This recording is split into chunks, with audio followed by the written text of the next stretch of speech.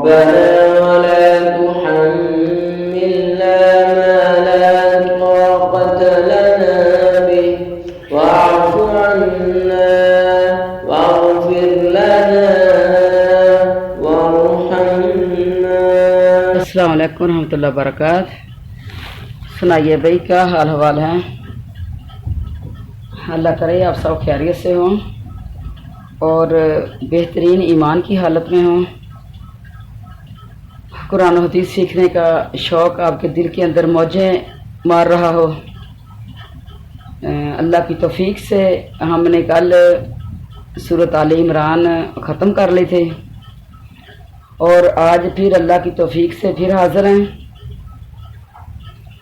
اور آج سورۃ نساء ہماری شروع ہونے والی ہے، اور یہ 7 لمبی صورتیں ہیں۔ قرآن پاک کی پہلی 7 صورتیں جو ہیں یہ لمبی صورتیں ہیں، اور ان میں سے آج تیسری صورت شروع ہونے لگی ہے، لمبی صورت ہے، تیسری صورت ہے۔ اچھا، سورۃ نساء، نساء کا مطلب ہوتا ہے عورتیں، اور اس صورت کے اندر بہت زیادہ مسائل ہیں۔ البقرہ کے اندر بھی ہم نے بہت زیادہ مسائل پڑھے، اور قرآن پاک تو ہے ہی ہر چیز، قرآن پاک کی تو ہر بات ہی جو ہے وہ نرالی ہے، اور قوانین ہیں اس کے اندر، عقائدے ہیں، اصول ہیں،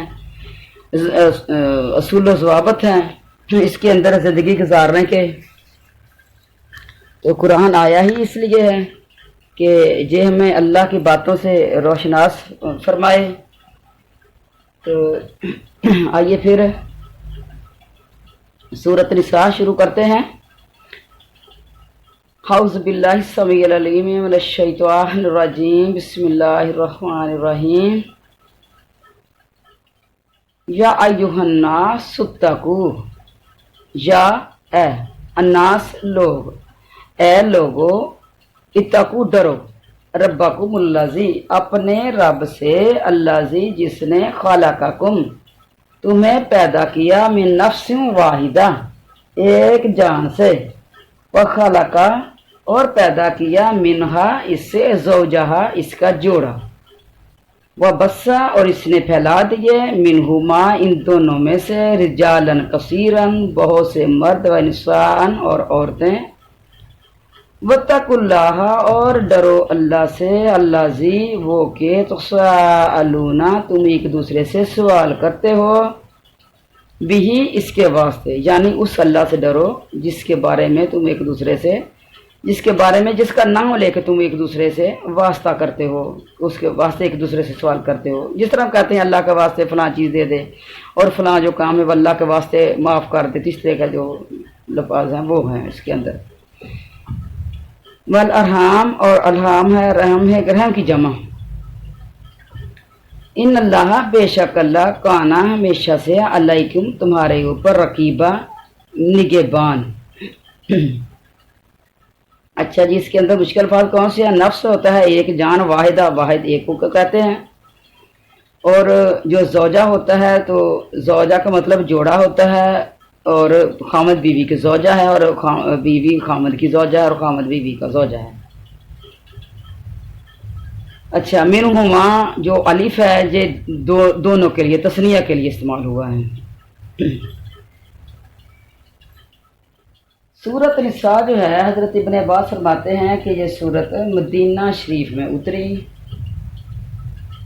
اور حضرت ابن عباس یہ بھی فرماتے ہیں کہ جب یہ سورت اتری تو نبی کریم علیہ الصلوۃ والسلام نے فرمایا اب روک رکھنا نہیں، یعنی بات جو ہے وہ سب کو سنا دینی ہے اب۔ تو دوسری چیز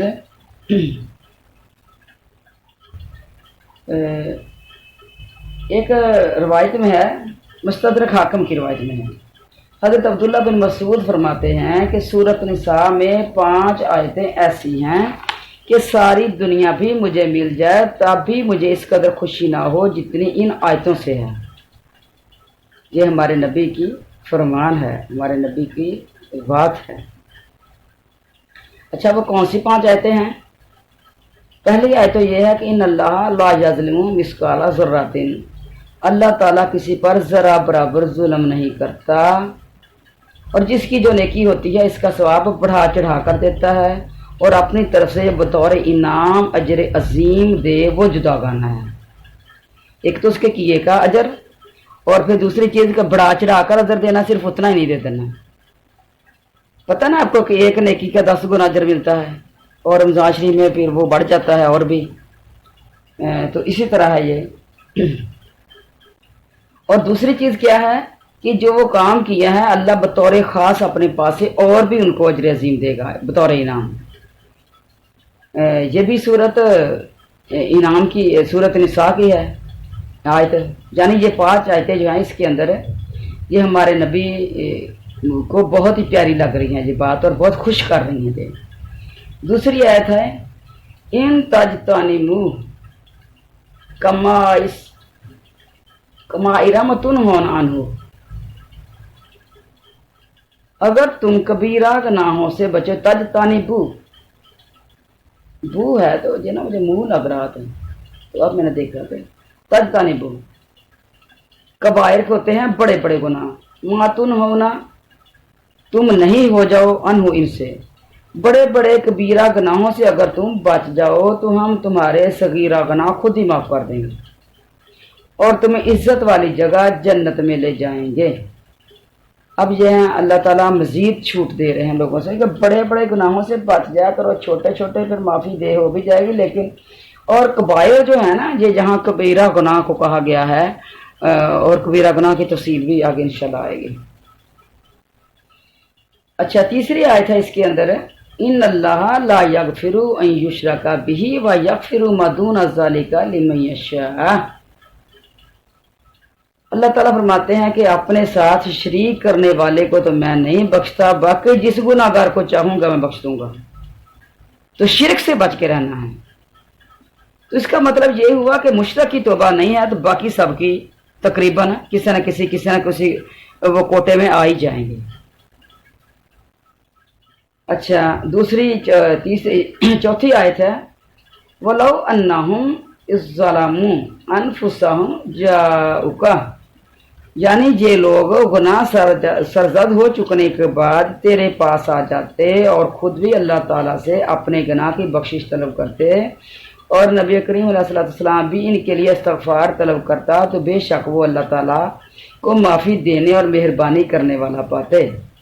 کسی سے گناہ ہو گیا، جس طرح لوگ جہاد میں نہیں گئے تھے کچھ لوگ، پھر بعد میں انہوں نے بہانے بنا لیے، تو دیکھا وہ انشاءاللہ وہ آگے آئے گا تذکرہ کہ جی انہوں نے سچ بول دیا تھا کہ اللہ کے وسلم سستی کی وجہ سے رہ گئے ہیں، ان کو اللہ تعالیٰ نے معافیاں دے دی تھی، پھر وہ معافیاں مانگتے بھی رہے، لیکن اس کے اندر وقت بڑا لگا تھا۔ اور جن لوگوں نے جھوٹ ہی بول دیا تھا کہ بس ہمارا یہ عذر ہے، ہمارا یہ عذر ہے، تو اللہ تعالیٰ فرما رہے ہیں کہ اس کے علاوہ بھی اور بھی بات ہو رہی ہے کہ اگر کسی سے ظلم ہو گیا ہے، گناہ کر لیا ہے، تو وہ اللہ سے معافی اگر مانگیں، نبی سے بھی دعا کروائیں، نبی سے بھی دعا کروائیں کہ اللہ کے رسول میرے لیے معافی مانگ دیں، اور خود بھی معافی مانگیں۔ اس کا مطلب کیا ہوا، اگر کسی سے کوئی غلطی ہوگی تو ہم کہتے ہیں نا فلاں تو میرے لیے بخشش کی دعا مانگ دیں، فلاں تو جا رہا ہے بیت اللہ کا حج کرنے کے لیے، وہاں بیٹھ کے میرے لیے دعا کر دینا، اور فلاں جو زندہ ولی ہے ہم بھیجتے ہیں کسی کو، اگر کوئی جا رہا ہے اس سے ملنے کے لیے تو ہم کہتے ہیں میرے لیے دعا وہاں سے کروا لینا۔ تو اس کا مطلب کیا ہے، حدیث سے کیا ثابت ہے، دعا کروائیں بھی زندہ ولی سے، لیکن خود بھی کریں، یہ نہیں کہ بس اسی کے بھروسے پہ چھوڑ کے آپ بیٹھے ہوئے ہیں کہ بس میری دعا ہو گئی ہے اور وہ اللہ کا نیک بندہ ہے، اور اسے جب نبی سے دعا کروائی ہے اور پھر خود بھی مانگنے کا حکم ہو رہا ہے، تو پھر یہ ان زندہ ولیوں سے دعا کروا کے بھی ہمیں خود بھی مانگنی چاہیے، یہ دونوں چیزیں ضروری ہیں اور یہ لازم ملزوم ہیں۔ تو اللہ تعالیٰ فرما رہے ہیں کہ اگر یہ مانگے معافیاں، استغفار طلب کریں تو اللہ کو ضرور معافی دینے والا اور مہربانی کرنے والا پائیں گے۔ اچھا 5ویں آیت ہے وَمَنْ يَعْمَلْ سُوءًا أَوْ يَظْلِمْ نَفْسَهُ ثُمَّ يَسْتَغْفِرِ اللَّهَ يَجِدِ اللَّهُ غَفُورًا رَحِيمًا، یعنی جس شخص سے کوئی برا کام ہو جائے یا اپنے نفس پر ظلم کر گزرے پھر اللہ تعالیٰ سے معافی مانگے تو بے شک وہ اللہ تعالیٰ کو بخشنے والا اور مہربان پائے گا۔ یہ بھی اسی کا حصہ ہے، اسی طریقے کی آیت ہے کہ नफ्स के ऊपर जुल्म कर लिया, ये भी कबीरा गुनाह की तरफ हो रही है। वहां सिर्फ गुनाह सरजद हो गया था तो वो छोटे मोटे गुनाहों की बात हो रही है, और यहाँ क्या हो रहा है, नफ्स पर जुल्म तो वही होता है जो बहुत बड़ा कबीरा गुनाह हो गया है। तो फिर भी अल्लाह ताला से माफ़ी मांगे तो अल्लाह को बख्शने वाला पाएगा। यानी इंसान की आस ना टूटे ज़िंदगी के किसी भी दौर में, ज़िंदगी के किसी भी मरहले में। ये ना कहे इंसान कि वो तो वक्त गुजर गया, वो जवानी के अंदर गलतियां हुई थी, अब मुझे पता चला कि वो तो नहीं करने वाली थी और मुझे उस वक्त पता ही नहीं था, अब तो कर ली हैं, अब अल्लाह ने माफ़ियाँ नहीं देनी। तो अब भी तुम गिड़गिड़ा के माफ़ियाँ मांगो, अल्लाह को माफ़ी करने वाला और मेहरबान पाएंगे आप। तो यानी ये तीनों आयतें आगे हैं। ये 5 आयतों के अंदर क्या चीज़ है कि इब्ने आदम को एक हिर्स दी गई है कि अगर आपसे गलतियां गुनाह हो गए हैं तो आप मेरी तरफ लौटें, पलटें। इसके अंदर पलटने का हुक्म है। अल्लाह ताला बंदे को अपनी तरफ मतवज्जा करना चाहते हैं, पलटाने चाहते हैं कि तू जब भी पलटेगा मैं तभी तुम्हारी सुनूंगा। और हजरत अब्दुल्लाह बिन अब्बास से एक और रवायत है कि उसमें ये 8 आयतों का जिक्र है कि इस सूरत में 8 आयतें हैं जो इस उम्मत के लिए हर इस चीज़ से बेहतर है जिन पर सूरज निकलता और गुरूब होता है। उसके अंदर अल्लाह का चाहने की बात है कि अल्लाह जो 3 काम और हैं जो अल्लाह चाहता है। युरीदुल्लाहु लियुबय्यिना लकुम, अल्लाह ताला चाहता है कि अपने अहकाम तुम पर साफ साफ बयान कर दे और तुम्हें इन अच्छे लोगों की राह रास्त दिखा दे जो तुमसे पहले गुजर चुके हैं, और तुम पर मेहरबानी करे। अल्लाह ताला दाना और हिकमत वाला है। ये देखें कितनी हसीन बात है। अल्लाह जो है वो क्या चाह रहा है हमसे। जितने लोग पहले नेक गुजरे हैं अल्लाह ताला चाहता है मैं तुम्हें भी उन लोगों की लिस्ट में शामिल कर लूं और तुम्हें वो ही अच्छी राहें वो भी दिखा दूं कि जो लोग मेरे मुकर्रब बन गए उन बातों के ऊपर अमल करके। दूसरी आयत है वल्लाहु युरीदु अन यतूबा अलैकुम, यानी अल्लाह ताला चाहता है कि तुम पर अपनी रहमत नाज़िल करे, खात्मा तौबा कबूल फरमाए, तुम्हारी तौबा कबूल फरमाए और ख्वाहिशों के पीछे पड़े हुए लोगों की चाहत है कि तुम राह हक से बहुत दूर हट जाओ। अब इसके अंदर भी अल्लाह ताला अपनी रहमत नाज़िल करना चाहता है, तुम्हारी तौबा भी कबूल करना चाहता है। और अल्लाह ताला ये चाहता है जो अल्लाह के ख्वाहिशें इन आयात के अंदर है, अल्लाह की चाहते हैं बंदे के साथ जुड़ी हुई कि तुम ख्वाहिशों के पीछे ना पड़ो, और अगर तुम ख्वाहिशों के पीछे पड़ जाओगे तो हक से बहुत दूर हट जाओगे। तो एक जगह और भी कुरान पाक के अंदर आता है कि आपने ऐसे शख्स को देखा है जिन्होंने अपनी ख्वाहिशात को इलाह बना लिया है, ख्वाहिशों को पूजता रहता है, जो ख्वाहिश दिल के अंदर उतरी है बस उसी ख्वाहिश की पूजा हो रही है, काश ये भी पूरी हो जाए, ये भी पूरी हो जाए। तीसरी आयत है युरीदुल्लाहु अन युखफ्फिफा अन्कुम व खुलिकल इंसानु ज़ईफा, यानी इंसान चूंकि ज़ईफ पैदा किया गया कमज़ोर, और अल्लाह ताला तुम पर तखफीफ करना चाहता है, यानी आसानी नरमी। बाकी आयतें वही जो ऊपर गुजरी हैं, यानी 3 ये हो गई और 5 वो जो ऊपर आपको पहले सुनाई हैं। तो हजरत इब्ने अबी मलिका रहमतुल्लाह अलैह फरमाते हैं मैंने हजरत इब्ने अब्बास से सूरत निसा की बाबत जब सुना तो फिर मैंने कुरान पढ़ा और मैं इस वक्त छोटा बच्चा था। यानी सूरत निसा के अंदर बहुत सारी अल्लाह ताला की मेहरबानियाँ भी हैं और इसकी फजीलतें भी हैं। ये होगी सूरत निसा की फजीलत। और अब इसकी आयात की तशरीह की तरफ आते हैं। ये आयात नबी करीम अलैहिस्सलातु वस्सलाम खुतबे के शुरू में ज़रूर इरशाद फरमाते थे, हर खुतबे के शुरू में इनको ज़रूर पढ़ते थे। तो इनके अंदर क्या चीज़ है, लोगों अपने रब से डरो जिसने तुम्हें एक शख्स से पैदा किया, नफ्सन वाहिदा, एक जान से, और इसी से इसकी बीवी को पैदा करके इन दोनों से बहुत से मर्द और बहुत सी औरतें फैला दी। सबसे पहले तुम्हें याद करवाया जा रहा है कि तुम बने कहाँ से और कैसे पैदा किया, और फिर उसकी बीवी को पैदा किया, और फिर जब जोड़ा इस तरीके से बनाया तो फिर इससे बहुत सी औरतें और बहुत से मर्द फैलाए।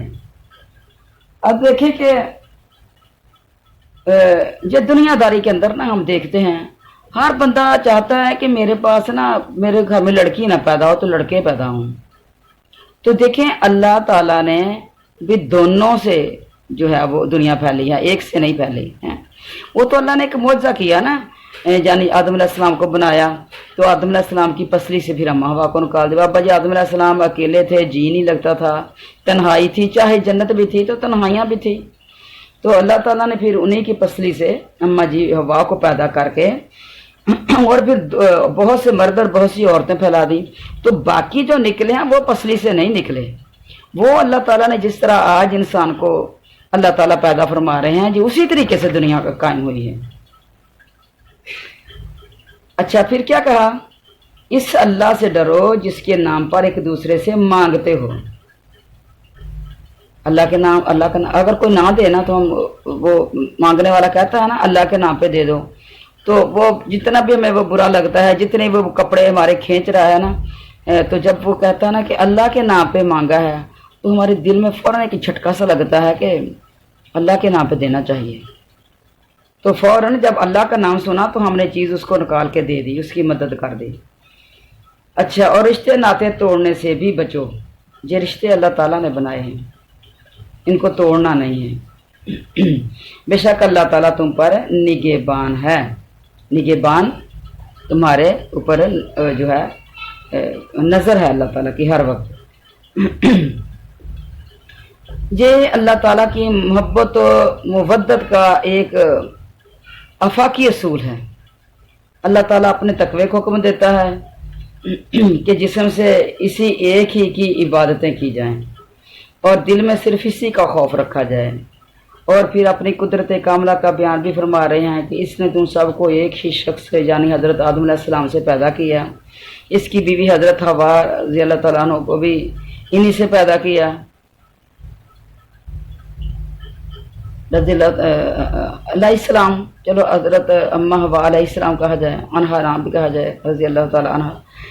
اچھا آپ سوئے ہوئے تھے کہ آپ کی بائیں طرف کی پسلی کی پچھلی طرف سے حضرت حوا پیدا ہوگی. آپ نے بیدار ہو کر انہیں دیکھا اور اپنی طبیعت کو ان کی طرف راغب پایا اور انہیں بھی ان سے پیدا ہوا، محبت پیدا ہوئی. حضرت ابن عباس فرماتے ہیں عورت مرد سے پیدا کی گئی ہے، اس لیے اس کی حاجت اور اس کی جو شہوت ہے مرد میں رکھی گئی ہے. یعنی مرد جو ہے وہ زیادہ اٹریکٹ مرد عورت کی طرف زیادہ ہوتا ہے. بس تم اپنی عورتوں کو روکے رکھو، یعنی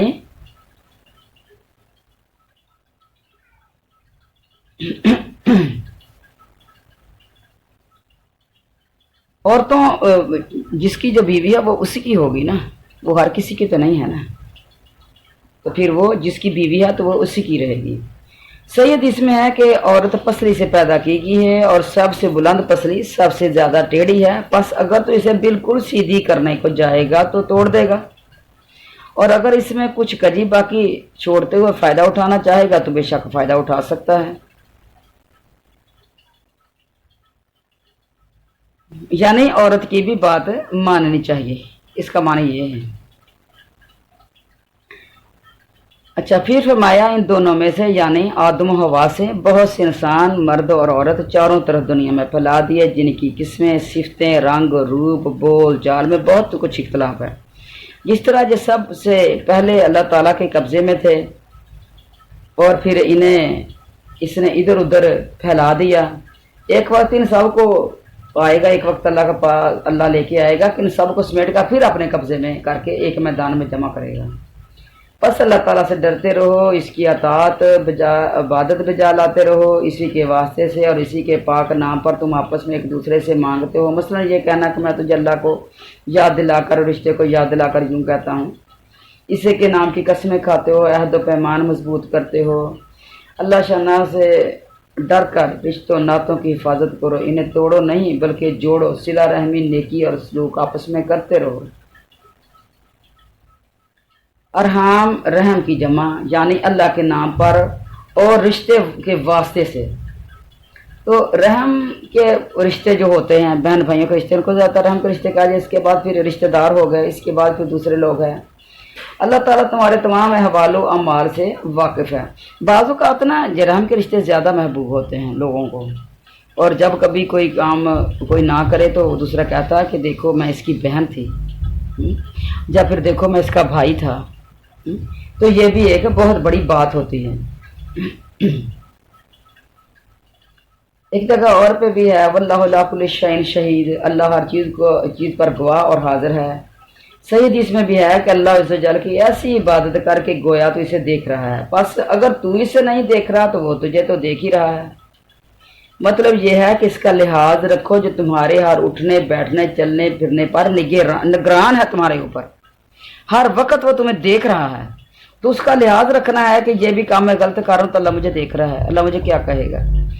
तो हर वक्त जब हम अपने जहन के अंदर इसी चीज़ को रखेंगे तो फिर हम हमेशा ही दुनिया के अंदर गलतियों से और बुराइयों से बचते रहेंगे।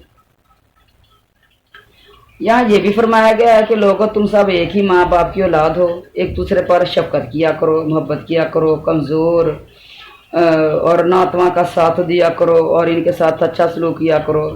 सही मुस्लिम शरीफ की एक हदीस में है कि जब कबीला मज़र के चंद लोग हुज़ूर सल्लल्लाहु अलैहि वसल्लम के पास चादरें लपेटे हुए आए, क्योंकि इनके जिस्म पर कपड़ा तक ना था, तो हुज़ूर सल्लल्लाहु अलैहि वसल्लम ने खड़े होकर नमाज ज़ुहर के बाद वाज बयान फरमाया, जिसमें इस आयत की तिलावत की। फिर आयत या अल्लज़ीना आमनू तक़ुल्लाह वल तंज़ुर नफ़्सुन क़द्दमत गद, यानी कि लोगों इस आयत की तिलावत की, खैरात करने की लोगों को तरकीब दी कि ए लोगों जो ईमान लाए हो अल्लाह का डर इख्तियार करो और तूने जो कल के लिए भेजा उसकी फ़िक्र करो।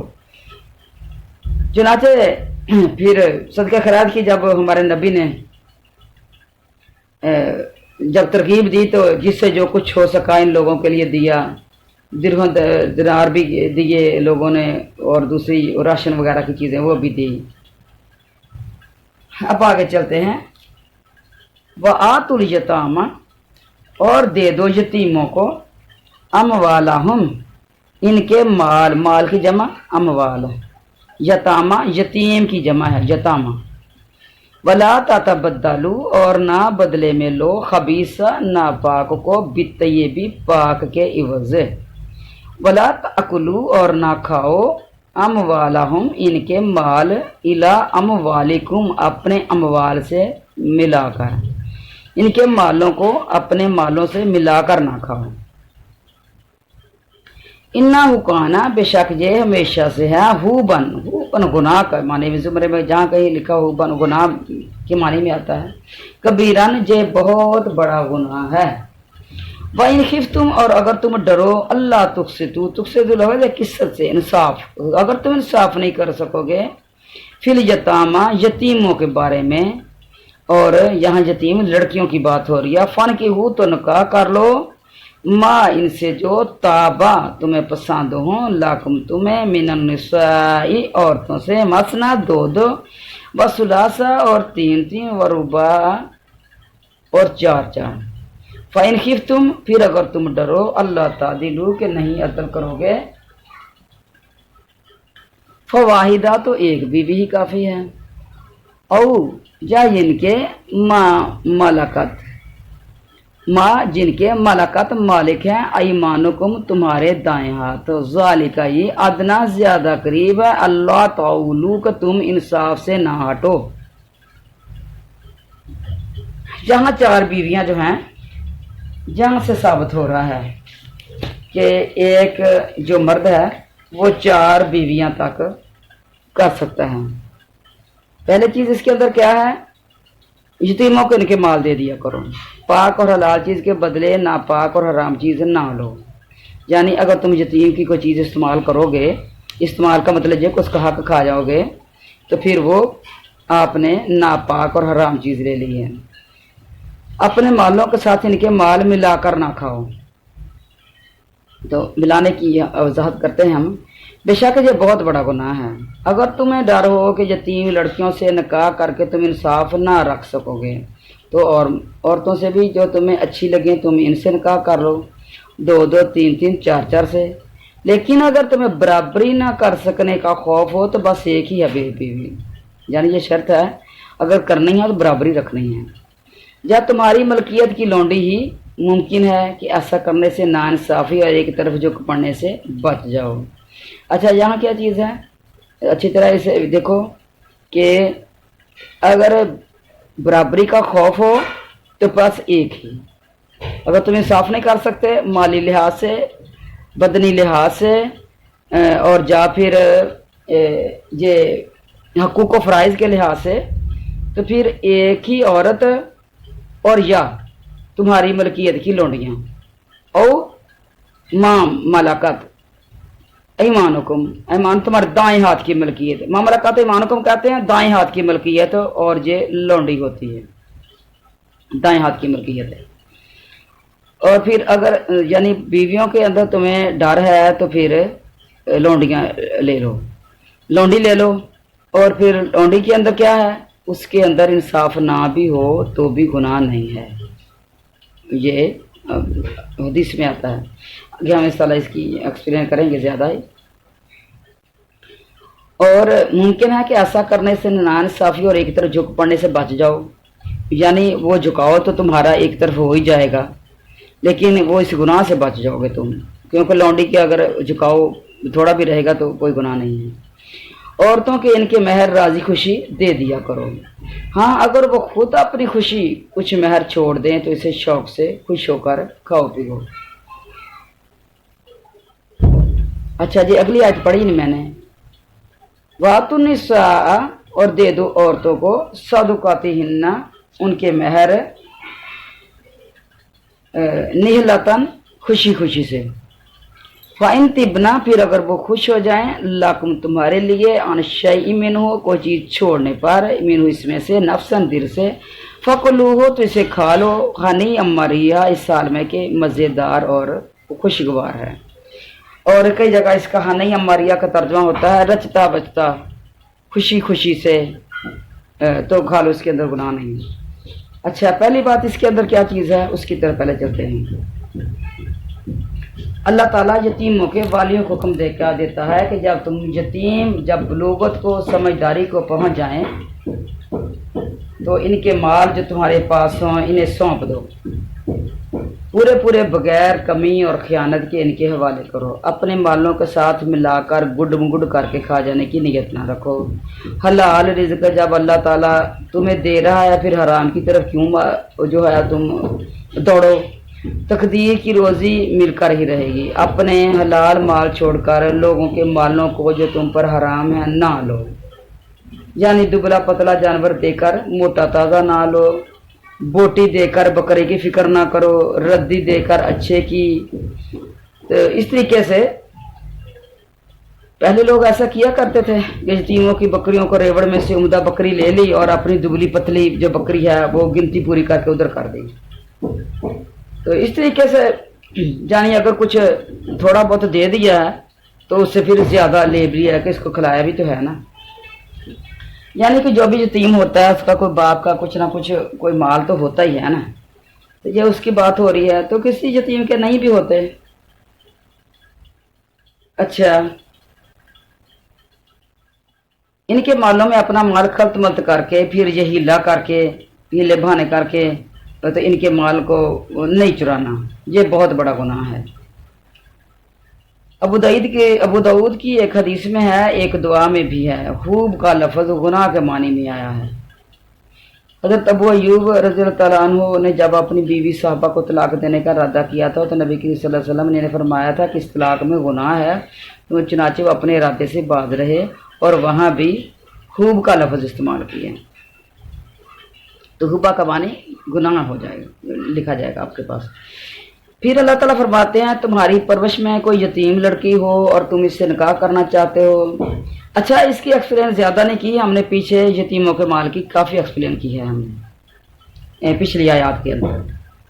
اور اس لیے میں ہمیشہ کہتی ہوں کہ جو بچیاں قرآن پڑھنا شروع کیا دیر سے جنہوں نے شروع کیا تو وہ پیچھے سے قرآن کو ضرور دہرائیں. پیچھے سے شروع کریں اپنا سبق بھی لیں اور پیچھے سے بطور سب کی اس کو بھی لیں.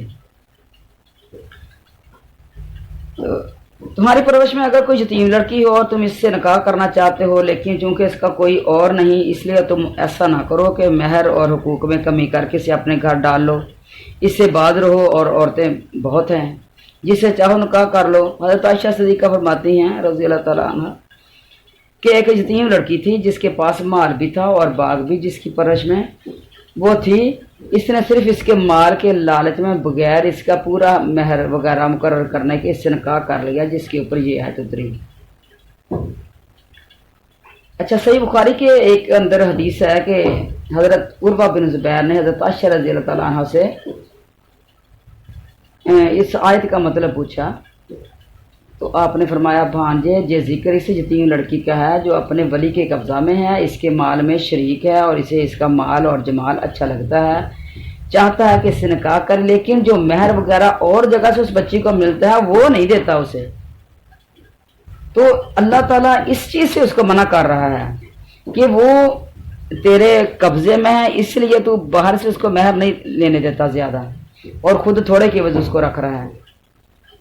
تو اس کو منع کیا جا رہا ہے کہ اس اپنی نیت کو چھوڑ دے اور کسی دوسری عورت سے جس سے چاہے اپنا نکاح کر لے، کیونکہ اس کو باہر سے زیادہ مل رہا ہے تو اس کو لینے دو۔ یعنی حق مہر جو ہے، یہ دیکھیں کہ کتنی بڑی فضیلت ہے اس کی نکاح کے اندر۔ اور آج کل نا ہمارے معاشرے کے اندر، اور معاشروں کا تو مجھے نہیں پتا، تو میں اپنے علاقے کو جانتی ہوں کہ جہاں حق مہر جو ہے نا بس ایک رواج ہی بن گیا ہے کہ کبھی 100 تھا، 200 تھا، اور اب 500 ہو گیا ہے، اور پھر یا پھر 1000 2000 تک، اور اگر کوئی بڑے ہیں تو وہ کہتے ہیں بلے بلے، تو وہ 5000 حق مہر بھائی۔ تو یہ تو کوئی حق مہر نہیں ہے۔ تو اب دیکھیں کہ امہات المومنین کا کتنا کتنا حق مہر ہے اس زمانے کے اندر ہے، اور آج بھی عرب کے اندر بھاری حق مہر ہوتا ہے۔ اور اگر مرد جو ہے وہ خود پیشکش کرنا چاہے کتنے حق مہر کے عوض میں تم سے نکاح کروں گا، تو وہ بھی جائز ہے۔ اور اگر عورت بھی کہہ دے کہ میں اتنا حق مہر لوں گی، یعنی مرد کی استطاعت دیکھتے ہوئے، تو وہ بھی جائز ہے۔ اچھا، تو اللہ تعالیٰ پھر نبی کریم علیہ السلام نے اس کی بابت دریافت فرمایا لوگوں نے جب ہمارے نبی سے، تو پھر یہ آیت اتری۔ تو یعنی اس وقت قوانین بن رہے تھے، جب کوئی لوگ مسئلہ پوچھتے تھے تو جو مسئلہ پہلے شریعت محمدی میں نہیں ہوتا تھا، تو پھر وہ ہمارے نبی کے اوپر جبرائیل علیہ السلام لے کے آ جاتے تھے آیتیں۔ اچھا، یہاں فرمایا گیا ہے کہ جب یتیم لڑکی کم مال والی اور کم جمال والی ہوتی ہے، اس وقت اس کے والی اسے بے رغبتی کرتے ہیں، پھر کوئی وجہ نہیں ہے کہ مال و جمال پر مائل ہو کر اس کے پورے حقوق کو ادا نہ کر کے اس سے اپنا نکاح کر لیں۔ ہاں، عدل و انصاف سے پورا مہر وغیرہ مقرر کریں تو کوئی حرج نہیں، ورنہ پھر عورتوں کی کمی نہیں ہے، اور کسی سے جس سے چاہے نکاح کر لیں۔ یعنی اگر کوئی اور عورت کم حق مہر میں مل رہی ہے تو اور لے لیں، ضروری اس کو باہر سے زیادہ مل رہا ہے تو اس کو باہر جانے دیں۔ اگر چاہیں 2 عورتیں اپنے نکاح میں رکھیں، اگر چاہیں 3 رکھو، اگر چاہیں 4 جیسے اور جگہ، یہ الفاظ انہی معنوں میں ہیں۔ اللہ تعالیٰ فرماتے ہیں، جاعل الملائکۃ رسلا اولی اجنحۃ مثنی و ثلاث و رباع، یعنی جن فرشتوں کو اللہ تعالیٰ اپنا قاصد بنا کر بھیجتا ہے، ان میں سے بعض 2 پروں والے ہیں، بعض 3 پروں والے، اور بعض 4 پروں والے۔ فرشتوں میں اس سے زیادہ پر والے فرشتے بھی ہیں، کیونکہ دلیل سے یہ بات ثابت شدہ ہے، لیکن مرد کو اس ایک وقت میں 4 سے زیادہ بیویوں کا جمع کرنا منع ہے۔ یعنی یہ مثنی ثلاث و رباع، یہ اس کی جو ہے وہ مثال دی گئی ہے کہ اس کا معنی یہی ہے، 2 4 4، 2 3 4 4 اس کا معنی ہے، جیسے کہ اس آیت میں موجود ہے، اور جیسے حضرت ابن عباس اور بھی صحابہ کرام کا قول ہے، جہاں اللہ تعالیٰ اپنے احسان اور انعام بیان فرما رہا ہے۔ بس اگر 4 سے زیادہ کی اجازت دینی منظور ہوتی تو ضرور اللہ تعالیٰ فرما دیتے۔ حضرت امام شافعی فرماتے ہیں کہ حدیث جو قرآن کی وضاحت کرنے والی ہے، اس نے بتا دیا ہے کہ سوائے رسول کریم صلی اللہ علیہ وسلم کے کسی کے لیے 4 سے زیادہ بیویوں کا یک وقت جمع کرنا جائز نہیں۔ اسی پر علماء کرام کا اجماع ہے۔ البتہ بعض فرقے جو ہیں وہ اس سے آگے بھی نکلتے ہیں، جس طرح جو شیعہ حضرات ہیں تو وہ اس سے زیادہ 9 تک بھی چلے جاتے ہیں، اور کوئی کہتے ہیں کہ تعداد مقرر ہے، کوئی کہتے ہیں کہ نا بھی مقرر ہے، استغفر اللہ۔ تو قرآن کی آیت کے مطابق ہی جو ہے وہ چلنا چاہیے، کوئی دنیا کے اندر بیٹھے نہیں رہنا، اللہ کی تابع داریوں کے مطابق زندگیاں گزار کی جائیں۔ اگر کسی کو اللہ تعالیٰ نے مال دیا ہے تو اس کو اللہ کے راستے میں لگا دیں، نہ کہ بیویاں تلاش کرنے میں رنگ برنگی ادھر لگا دیں۔ حضرت انس رضی اللہ تعالیٰ عنہ سے روایت ہے کہ آپ نے 15 بیویوں سے عقد کیا، 13 کی رخصتی ہوئی، ایک وقت میں 11 بیویاں آپ کے پاس تھیں، یعنی ہمارے نبی کریم علیہ السلام کے پاس 11 بیویاں آپ کے پاس تھیں، انتقال کے وقت آپ کی 9 بیویاں تھیں۔ اور ہمارے علماء کرام اس کے جواب میں فرماتے ہیں کہ یہ آپ کی خصوصیت تھی، امتی کو ایک وقت میں 4 سے زیادہ بیویاں پاس رکھنے کی اجازت نہیں، یعنی نبی کو یہ چیز نہیں تھی، ان کو اور بھی کئی جگہ پہ قرآن کے آیت آئیں گے انشاءاللہ ہم آگے پڑھیں گے کہ نبی کو نہیں ہے جتنی مرضی وہ رکھ لے۔ اور پھر دوسری بات یہ ہے کہ نبیوں کے اندر طاقت بھی تو عام مردوں سے زیادہ ہوتی ہے، اور ایک روایت میں ہے کہ ایک نبی کے اندر 40 مردوں جتنی طاقت ہوتی ہے۔ اچھا، یہ حدیثیں بھی اس بات پر دلالت کرتی ہیں۔ حضرت غیلان بن سلمہ ثقفی جب مسلمان ہوتے ہیں تو ان کے پاس ان کی 10 بیویاں تھیں۔ حضور علیہ الصلوۃ والسلام ارشاد فرماتے ہیں کہ ان میں سے جنہیں چاہو 4 رکھ لو، باقی کو چھوڑ دو۔ چنانچہ انہوں نے ایسا ہی کیا۔ پھر حضرت عمر کی خلافت کے زمانے میں اپنی ان بیویوں کو بھی طلاق دے دی اور اپنے لڑکوں کو اپنا مال بانٹ دیا۔ حضرت عمر رضی اللہ عنہ کو جب یہ معلوم ہوا تو آپ نے فرمایا شاید تیرے شیطان نے بات اچک لی، تیرے دل میں خیال جما دیا کہ تو انقریب مرنے والا ہے، اس لیے اپنی بیویوں کو بھی تو نے الگ کر دیا کہ وہ تیرا مال نہ پائیں، اور اپنا مال اپنی اولاد میں تقسیم کر دیا۔ میں تجھے حکم دیتا ہوں کہ اپنی بیویوں سے رجوع کر لے اور اپنی اولاد سے مال واپس لے لے۔ اگر تو نے ایسا نہ کیا تو تیرے بعد تیری ان متعلقہ بیویوں کو بھی تیرا وارث بناؤں گا میں، کیونکہ تو نے اسی ڈر سے طلاق دی ہے اور معلوم ہوتا ہے کہ تیری زندگی بھی اب ختم ہونے والی ہے۔ اور اگر تو نے میری بات نہ مانی تو یاد رکھ میں حکم دوں گا کہ لوگ تیری قبر پر پتھر پھینکیں، جیسے کہ ابو رگال کی قبر پر پتھر پھینکے جاتے ہیں۔ حضرت عمر کی بات بھی جو ہے وہ بہترین ہے، کیونکہ ہمارے نبی نے فرمایا تھا نا جو میرے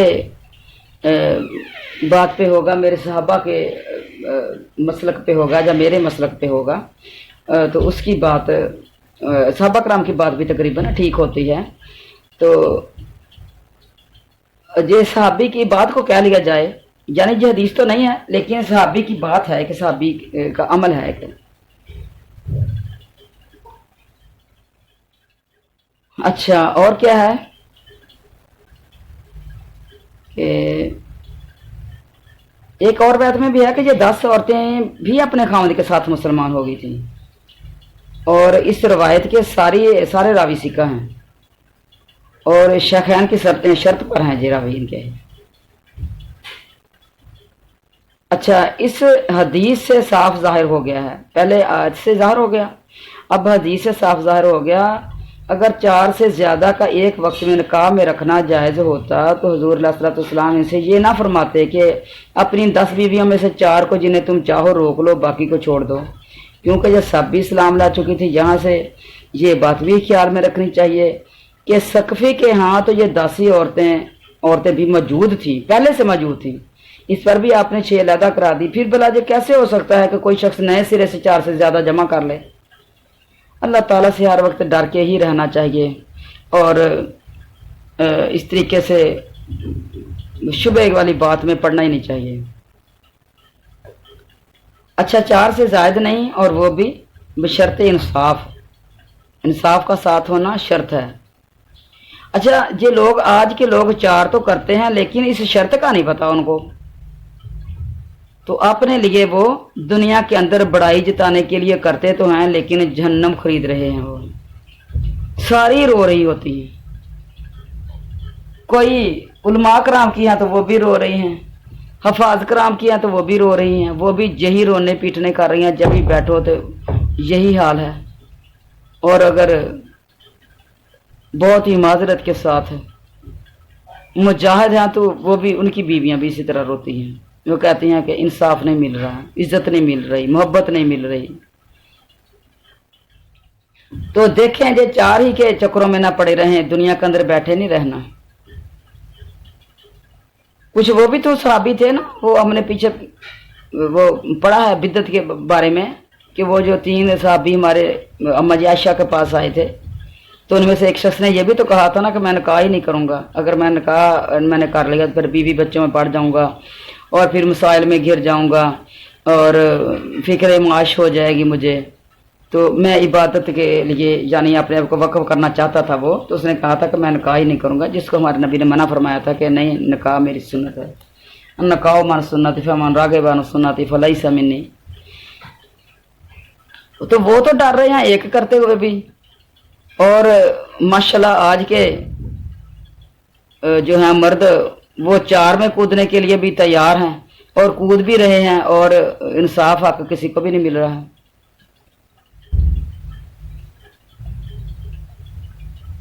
اچھا، حضرت عمیرہ اسدی فرماتے ہیں میں نے جس وقت اسلام قبول کیا میرے نکاح میں 8 عورتیں تھیں، میں نے نبی کریم علیہ الصلوۃ والسلام سے ذکر کیا، آپ نے فرمایا ان میں سے جن 4 کو چاہو رکھ لو۔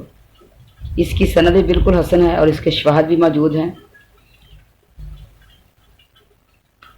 اور تیسری حدیث ایک اور بھی ہے، حضرت نوفل بن معاویہ فرماتے ہیں کہ میں نے جب اسلام قبول کیا اس وقت میری 5 بیویاں تھیں، مجھ سے نبی کریم علیہ الصلوۃ والسلام نے فرمایا ان میں سے پسند کر کے 4 کو رکھ لو اور 1 کو لا کر دو۔ میں نے جو سب سے زیادہ عمر کی بڑھیا اور بے اولاد بیوی 60 سال کی تھی، میں نے انہیں طلاق دے دی، یعنی مجبوری کی وجہ سے دی۔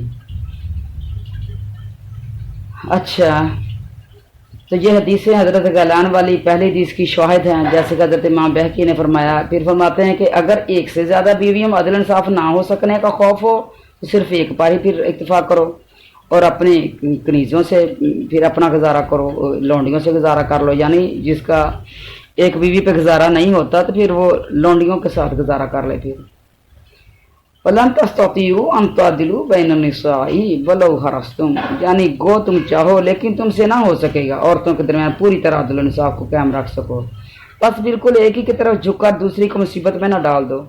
ہاں یاد رہے کہ لونڈیوں کے بارے میں باری وغیرہ کی تقسیم بھی نہیں ہے، البتہ مستحب ہے، جو کرے تو اس نے اچھا کیا ہے، جو نہ کرے تو اس پر حرج نہیں ہے۔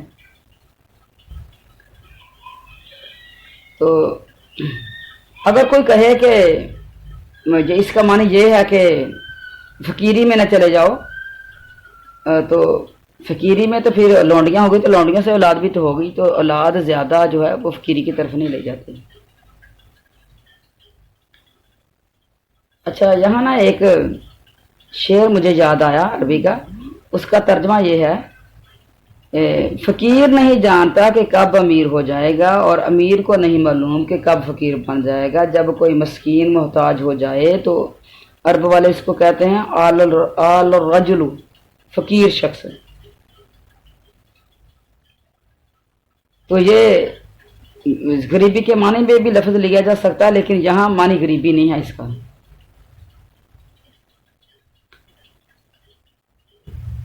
اچھا، حضرت ابو طالب کا نا ایک مشہور قصیدہ ہے، تو اس کے یہ الفاظ ہیں کہ تمہاری جو ضمیر کی آواز ہے نا یہ بہترین ترازو ہے، اس کے بارے میں ان کا شعر کا ترجمہ ہے، یعنی ایسی ترازو سے تولتا ہے جو 1 جو برابر کی بھی کمی نہیں کرتا، اس کے پاس اس کا گواہ خود اس کا اپنا نفس ہے جو ظالم نہیں ہے۔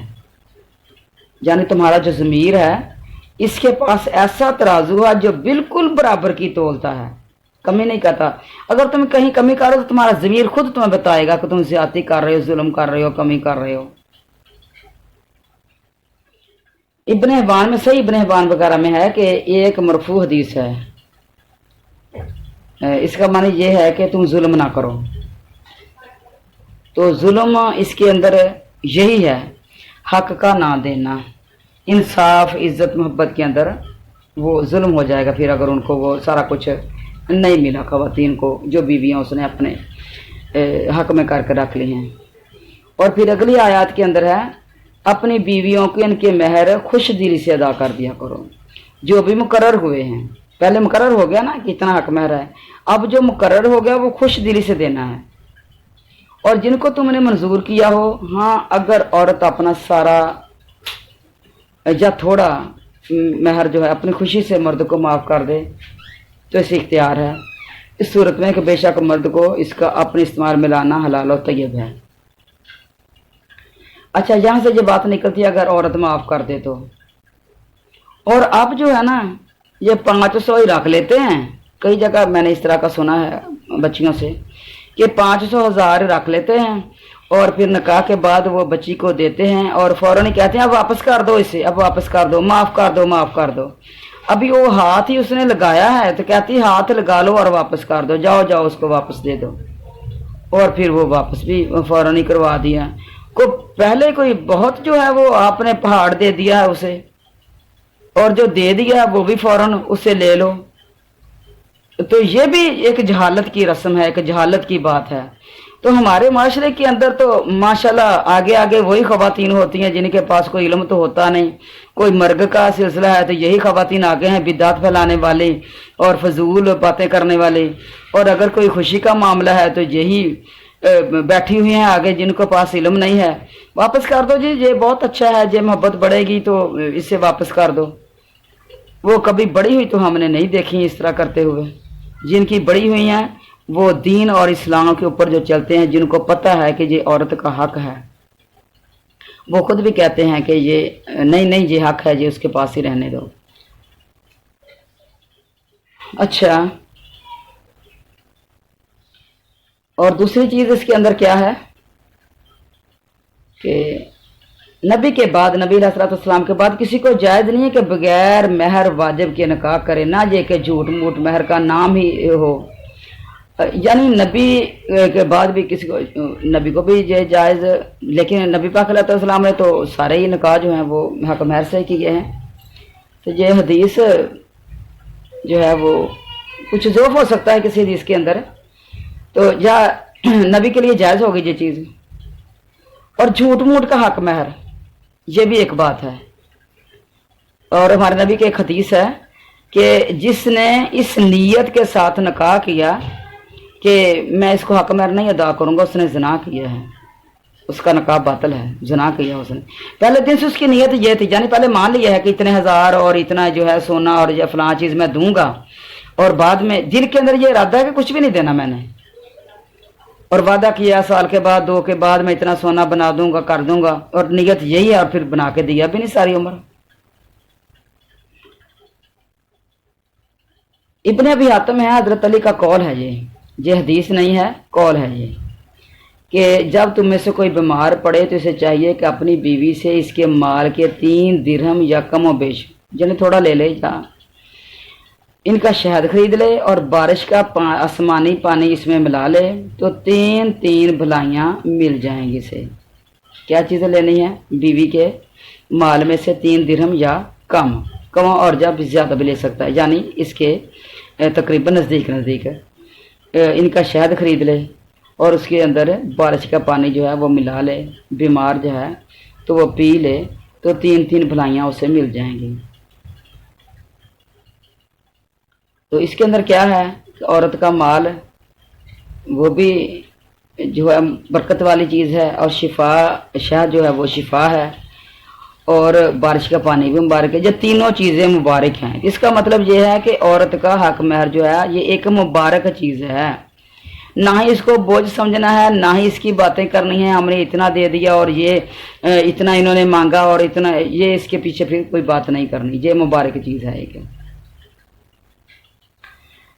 حضرت ابو صالح رحمۃ اللہ علیہ فرماتے ہیں کہ لوگ اپنی بیٹیوں کا مہر آپ لیتے تھے، آپ کھا جاتے تھے، تو جن کے اوپر یہ آیت اتری اور پھر انہیں اس بات سے روک دیا گیا، اللہ جانتا ہے، لیکن جو بھی آیت ہوتی ہے، جو بھی بات ہوتی ہے قرآن کی، تو وہ رہتی دنیا تک ہوتی ہے، قیامت کی دیواروں تک ہے، یہ 1 2 4 3 کے لیے نہیں ہے۔ تو اللہ تعالی ہمیں اللہ اور اس کے رسولوں کے حکموں کے مطابق زندگی گزارنے کی توفیق عطا فرمائے، اور نکاح کو آسان بنانے کی توفیق اللہ تعالی فرما دے۔